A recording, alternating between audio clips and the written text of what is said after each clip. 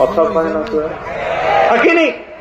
আপনাকে যদি বলা হয় 1000 বাঁশের কাঠি দেওয়া হবে, আইসক্রিম থাকবে না, 2 টাকার বিনিময়ে কিনবেন? হ্যাঁ, কেন কিনবেন না? কিন্তু একটা কাঠির মধ্যে আইসক্রিম পেঁচানো আছে, দোকানদার বলে এটার দাম 50 টাকা, কিনবেন? করে টাকায় কিনবে? যদি বলে দোকানদার 100 টাকা, কিনবেন? কেন একটা কাঠের দাম এত কেন বাড়লো? ওখানে 1000 কাঠের দাম কেন নাই বলেন? 1000 কাঠির মধ্যে আইসক্রিম নাই, এই জন্য দাম নাই। একটা কাঠের দাম আছে কারণ আইসক্রিম আছে। গোটা পৃথিবীর মানুষের মূল্য আল্লাহ পাকের কাছে নাই। একজন মানুষের মূল্য যার মধ্যে কোরআন আছে, রব্বে কারীম বলেন আসমান জমিনের তুলনায় ওই ইমানদারের দাম বেশি। এই ইমানদারের জন্যই তো আল্লাহ তাআলা দুনিয়া টিকিয়ে রেখেছেন, ঠিক কিনা? জোরে কাও।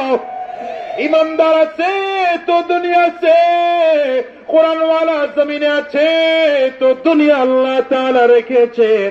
কোরআনওয়ালারা যেদিন থাকবে না, ঈমানওয়ালা যেদিন থাকবে না, খোদার কসম দুনিয়াও থাকবে না। ঠিক কিনা বলো?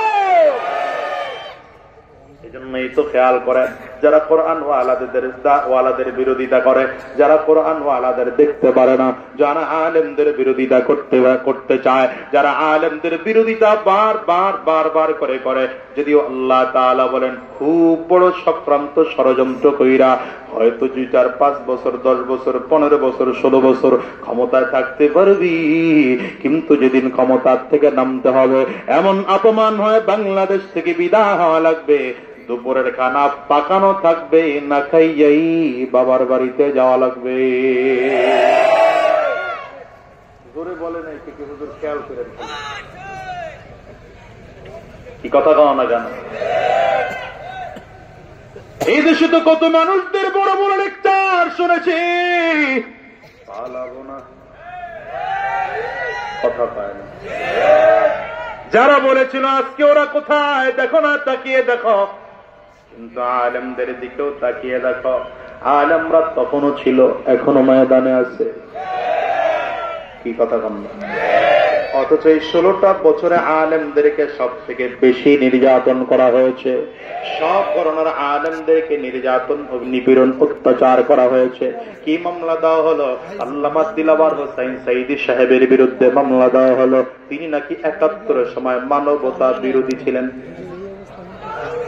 পারলেন না, নাউযুবিল্লাহ বলতে পারলেন না? না, মামলা দেওয়া হলো ঢাকার আল্লামা মামুনুল হকের বিরুদ্ধে মামলা দেওয়া হলো, তিনি নাকি ধর্ষণ করেছেন। আল্লামা খালিদ সাইফুল্লাহ আইয়ুবের বিরুদ্ধে মামলা দেওয়া হলো, তিনি নাকি গুলিস্তানে ককটেল নিক্ষেপ করেছেন। পীর সাহেব চরমনায়ের বিরুদ্ধে মামলা দেওয়া হলো, তিনি নাকি 5000 টাকা পকেট মেরেছেন। আমার মতো নাখান্দার বিরুদ্ধে 2-3-4 মামলা চলছে। এর মধ্যে এক মামলা আমি নাকি কার এলাকার গাছ কেটে আমার বাড়িতে নিয়ে আসছি। আমি তো বলি মিয়া আলেমদের দিকে তাকিয়ে দেখো, যারা মামলা করেছো, হামলা করেছো, চক্রান্ত ষড়যন্ত্র যাদের বিরুদ্ধে করেছো, আলেমদের দিকে তাকাও, তাকিয়ে আজো দেখো বাংলার লক্ষ মুসলমান এই আলেমদেরকে আজো কলিজা দিয়া ভালোবাসে। ঠিক কিনা চিল্লা বলো?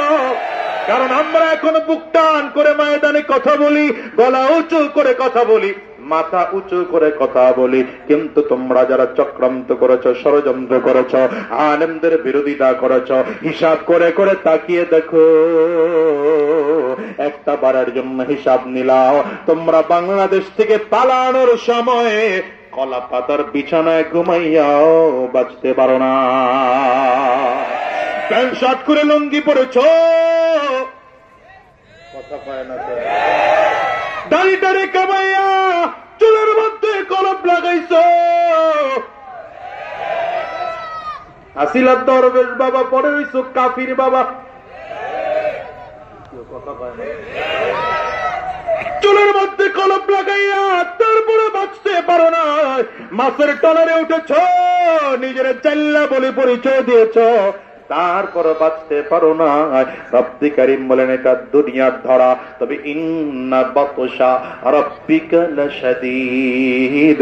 আল্লাহ বলেন আমি আল্লাহ পাকের ধরা বড় শক্ত ধরা, এখনো ধরা বাকি আছে, কিয়ামতের ময়দানে ধরা বাকি আছে। সেই দিন তোমরাও দাঁড়াইবা, আমরাও দাঁড়াবো, জালিমও দাঁড়াবে, আল্লাহর আদালতে মাজলুমও দাঁড়াবে। খোদার কসম করে করে বলে গেলাম, আল্লাহর আদালতে দাঁড় করাইয়া প্রত্যেকটা জুলুমের একটা একটা করে হিসাব না হবে। এই জন্য মুসলমান জালিমদের পক্ষে থাকবা না মাজলুমদের পক্ষে থাকবা? বলো। ইমানদারদের পক্ষে থাকবা না বেঈমানদের পক্ষে থাকবা? ঢাকার পক্ষে থাকবা না দিল্লির পক্ষে থাকবা? সারা মুসলমান, আগামীর বাংলাদেশ ইনশাআল্লাহ মুসলমানদের বাংলাদেশ হবে। আগামীর বাংলাদেশ ইনশাআল্লাহ কোরআনের বাংলাদেশ হবে। এখন তো দেশে আমি দেখতে পাচ্ছি বাংলার আকাশে ইসলামের সূর্যোদয়ের আভাস দেখা যাচ্ছে। আমি দেখতে পাচ্ছি কোরআনের সুবাতাস, ইসলামের সুবাতাস বাংলার বাতাসে ঘ্রাণ পাওয়া যাচ্ছে। কেন বললাম কথাটা? কারণ উলামায়ে কেরামদের মধ্যে আগে যতটুকু দূরত্ব ছিল, হিংসা ছিল, ধীরে ধীরে যেন হিংসা কমে আসতেছে, দূরত্ব কমে আসতেছে। এখন উলামায়ে কেরাম এক চেয়ারে বসার জায়গা তৈরি হয়েছে। কি ঠিক না ঠিক? আমরা এখন দেখতে পাচ্ছি জামাতের আমির, ইসলামী আন্দোলনের আমির পীর সাহেব চরমনাই দুজন একসাথে এক দস্তরখানে বসে খানা খাওয়ার পরিবেশ তৈরি হয়েছে। ঠিক কিনা আওয়াজ করে বলো। আমরা দেখতে পাচ্ছি পীর সাহেব চরমনাই আবার আল্লামা মামুনুল হক এক দস্তরখানে খানা খাওয়ার পরিবেশ তৈরি হয়েছে। সুতরাং আগামীর বাংলাদেশ ইসলামের বাংলাদেশ, আগামীর বাংলাদেশ কোরআনের বাংলাদেশ। ঠিক কিনা বলো। আমি কিছুক্ষণ আগে ভেতরে বসেও বলেছি, শোনো, এখানে আপনার আমার মাথার টুপি কেমন, আপনার আমার মুখের দাড়ি কেমন, সেটা দেখার সুযোগ আর নাই।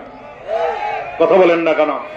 কারো মাথায় পাঁচকলকে থাকতেই পারে, কারো মাথায় গোল টুপি থাকতেই পারে, কারো মাথায় চোক্কা টুপি থাকুক না। আরে মুসলমান তো এটা হওয়া দরকার। আপনার মাথায় টুপি আছে, আমার মাথায় টুপি আছে, আপনার মুখেও দাড়ি, আমার মুখেও দাড়ি। আপনিও সুন্নাহ ভালোবাসেন, আমিও সুন্নাহ ভালোবাসি। আপনি এক আল্লাহকে রাত মানেন, আমি এক আল্লাহকে রাত মানি। আপনি মুহাম্মদুর রাসূলুল্লাহ সাল্লাল্লাহু আলাইহি ওয়াসাল্লামকে নবী মানেন, আমি আমার নবীকে নবী মানি। সুতরাং আপনার আমার মধ্যে কোনো পার্থক্য নাই। ঠিক কিনা আওয়াজ করে বলো। সুতরাং মুসলমান শুধু একটা কথা জিজ্ঞাসা করতে চাই, আগামীর বাংলাদেশে যদি ইসলাম কায়েম করার জন্য উলামায়ে কেরাম এক প্ল্যাটফর্মে দাঁড় করিয়ে যদি আপনাদেরকে আবার ডাক দেন, আমরা ঘরে বসে থাকবো না, রাজপথে নামবো, প্রয়োজনে ঘাম ঝরাবো, প্রয়োজনে রক্ত দেব, যদি জীবনটাও দিতে হয়। কারা কারা তৈয়ার আছো?